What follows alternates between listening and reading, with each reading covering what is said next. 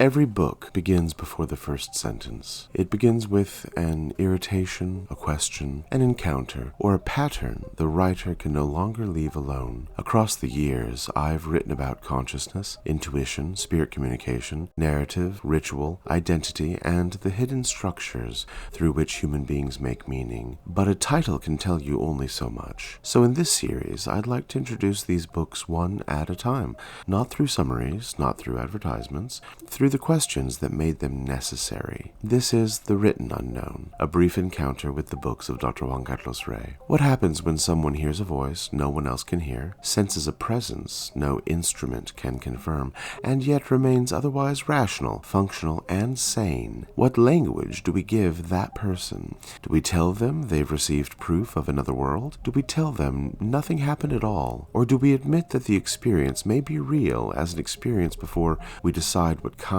of reality produced it? That question became the beginning of Between Voice and Presence. I wrote this book because conversations about unusual perception are often forced into two narrow positions. One side declares certainty. The voice was a spirit, the presence was the dead. The sign meant exactly what the believer hoped it meant. The other side dismisses the event before examining it. It was imagination, grief, stress, or nothing at all. Neither response seemed responsible enough to me. Certainty can make us careless. Dismissal can make us cruel. And between them stands a person who experienced something powerful, perhaps beautiful, perhaps terrifying, and now has no language broad enough to hold it. That person was the reason I wrote the book. Between Voice and Presence asks why human beings hear the dead, sense invisible companions, feel watched in empty rooms, receive impressions during grief, and sometimes recognize a presence before they can name what they believe it to be. It examines these experiences without stripping them of mystery and without freeing them from scrutiny, because an experience can be meaningful without every interpretation of it being correct. A voice may arise through memory, expectation, trauma, inner speech, grief, sleep disruption, cultural conditioning, spiritual practices, or some combination we don't yet understand.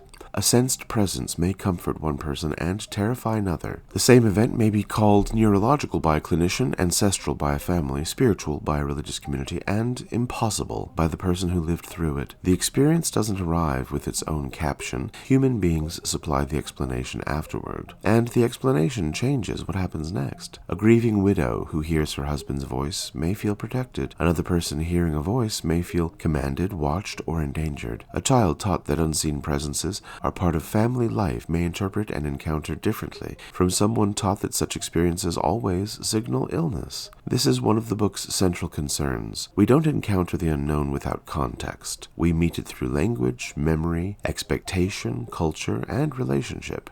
That's where the book connects to my relational topology of consciousness.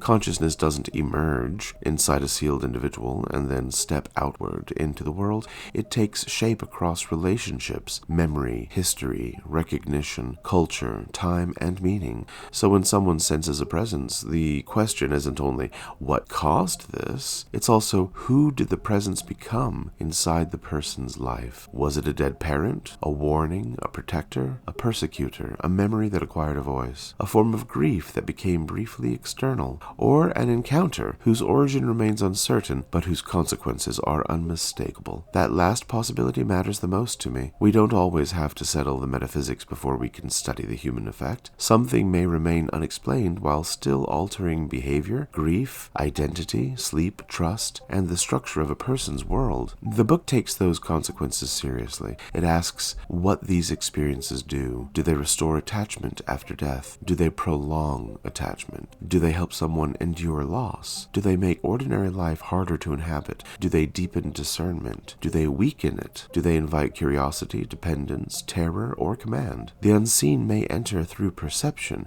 but it continues through relationship. I also wrote this book because people who experience the unusual are often afraid of the language available to them. They fear being mocked by skeptics. They fear being exploited by believers. They fear that a clinician will hear the word voice and stop hearing the person. They may also fear that a spiritual teacher will confirm too much, too quickly, because certainty can be profitable. So the book refuses the false choice between wonder and discernment. You don't have to ridicule an experience in order to examine it. You don't have to canonize an experience in order to respect it. You can simply ask, what happened? What state were you in? Was the experience invited or intrusive? Did it bring comfort or coercion? Did it increase your freedom or narrow it? Could you question it? Could you disagree with it? Did it ask for secrecy? Did it demand obedience? Did it make you more capable of living or less? Different states make different decisions. They may also produce different meanings. A voice encountered during grief may feel unlike a voice encountered during panic. A presence sensed during ritual may carry a different structure from one appearing through sleep deprivation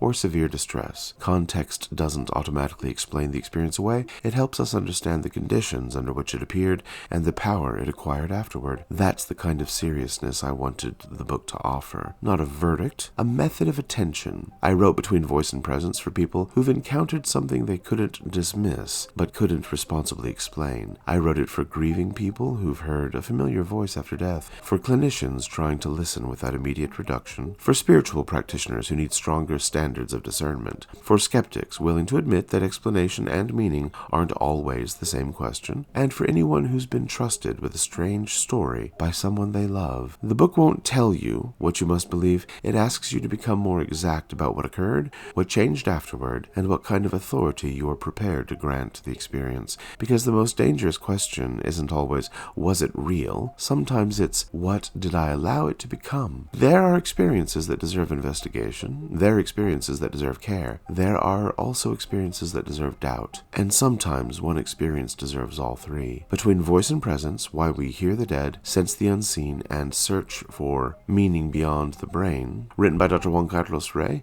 a book for those who refuse to choose between human meaning and intellectual honesty. This has been The Written Unknown, where every book begins with the question that refused to leave.